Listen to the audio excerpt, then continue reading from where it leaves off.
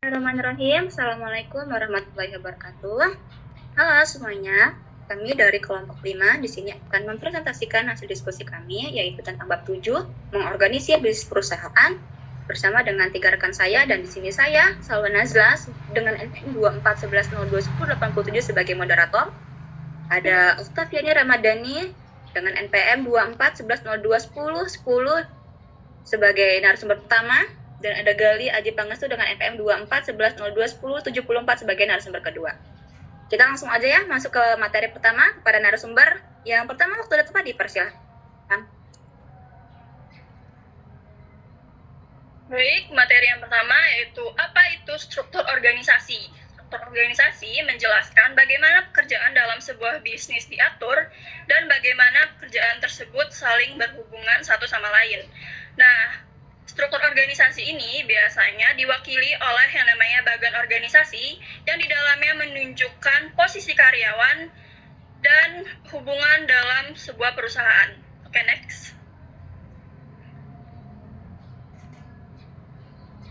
Yang kedua adalah spesialisasi pekerjaan, yaitu proses identifikasi dan penugasan pekerjaan spesifik kepada individu yang sesuai.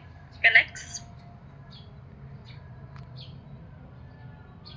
Nah, spesialisasi ini diorganisasikan ke dalam 5 bentuk. Yang pertama adalah departementalisasi produk, yaitu pengelompokan berdasarkan produk yang dibuat atau dijual. Nah, yang kedua ada departementalisasi fungsional, yaitu pengelompokan berdasarkan fungsi dan aktivitas. Dan yang ketiga adalah departementalisasi pelanggan, yaitu pengelompokan berdasarkan pelanggan yang kemungkinan akan membeli barang tertentu. Dan yang keempat adalah departementalisasi proses, yaitu pengelompokan berdasarkan proses produksi yang digunakan untuk menciptakan suatu barang atau jasa. Dan yang terakhir adalah departementalisasi geografis, yaitu pengelompokan berdasarkan wilayah yang digunakan dalam wilayah tempat dilayaninya sebuah transaksi penjualan barang dan jasa. Oke, baik. Terima kasih kepada narasumber yang pertama. Kita lanjut ke materi selanjutnya. Kepada narasumber kedua, waktu dan tempat dipersilakan. Baik, terima kasih atas waktu yang telah diberikan. Di sini saya akan menjelaskan tentang 3 bentuk otoritas. Nah, otoritas sendiri dibagi menjadi 3. Yang pertama yaitu otoritas lini, yang kedua otoritas staf, dan yang ketiga yaitu otoritas komite dan tim. Di mana yang pertama yaitu otoritas lini, yaitu merupakan otoritas yang mengalir dalam rantai komando langsung dari puncak perusahaan hingga ke bawah.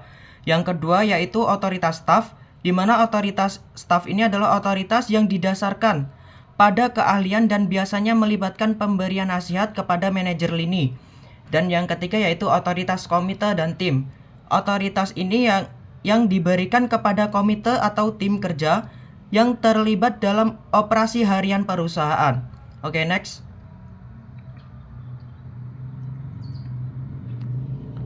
Selanjutnya yaitu struktur organisasi dasar. Struktur organisasi dasar sendiri yaitu melihat sekilas bagan organisasi dari banyak organisasi, mengungkapkan apa yang tampaknya merupakan variasi struktur yang hampir tak terbatas. Namun, pemeriksaan lebih dekat menunjukkan bahwa sebagian besar dari mereka masuk ke dalam salah satu dari 4 kategori dasar. Yang pertama yaitu fungsional, divisional, proyek, atau internasional. Nah, struktur organisasi dasar ini dibagi menjadi 4. Yang pertama yaitu struktur divisional, di mana struktur ini yaitu membagi organisasi ke dalam divisi-divisi yang masing-masing beroperasi sebagai unit semi-otonom.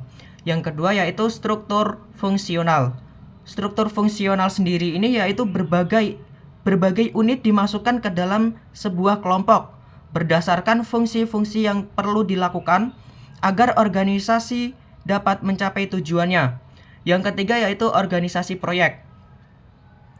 Organisasi proyek yaitu sebuah organisasi yang menggunakan tim spesialis untuk menyelesaikan proyek-proyek tertentu. Dan yang terakhir yaitu struktur matriks, di mana struktur matriks ini yaitu struktur organisasi yang dibuat dengan menumpangkan satu struktur ke atas struktur lainnya.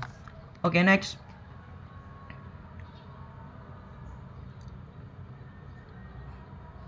Materi yang ketiga yaitu organisasi formal dan organisasi informal. Yang pertama yaitu organisasi formal merupakan bagian yang dapat direpresentasikan dalam bentuk bagan. Yang informal, organisasi ini adalah interaksi sosial sehari-hari di antara karyawan yang melampaui pekerjaan formal dan hubungan kerja dapat mengubah struktur formal. Jalur komunikasi informal dalam organisasi, jaringan komunikasi tidak resmi yang mengalir di seluruh organisasi. Oke, next.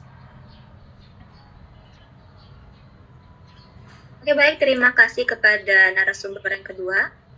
Di sini kita lanjut ke materi selanjutnya, teman-teman, cuman disampaikan oleh saya karena kita keterbatasan anggota. Jadi di sini ada organisasi informal, yaitu adalah bagian yang dapat dilihat dan diwakili pada bagian organisasi. Dua elemen penting dari organisasi informal adalah kelompok informal dan jalur komunikasi informal dalam organisasi. Jadi organisasi informal itu dia terbentuk dengan sendiri oleh karyawan. Dia juga memenuhi social needs karyawan dan jumlah anggotanya juga relatif kecil. Ya, kita sampai pada penghujung presentasi atau materi yang telah kami paparkan. Jadi kesimpulannya adalah memahami dan mengelola elemen-elemen ini dengan baik sehingga memungkinkan perusahaan untuk beroperasi lebih efisien dan responsif terhadap perubahan, serta meningkatkan kolaborasi di seluruh organisasi. Oke, sekian dan terima kasih. Kita harapkan juga kepada teman-teman semua bisa dapat mendapatkan pengetahuan yang berguna dari presentasi yang telah kami sampaikan. Mungkin hanya itu yang dapat kelompok kami sampaikan. Saya halo dulu semuanya. Oke, dan cukup sekian dan terima kasih. Nanti kita bakal buka sesi pertanyaan di kelas. Kita bakal buka 2 termin. Silakan yang ingin bertanya. Kita akhiri. Assalamualaikum warahmatullahi wabarakatuh. Waalaikumsalam warahmatullahi wabarakatuh.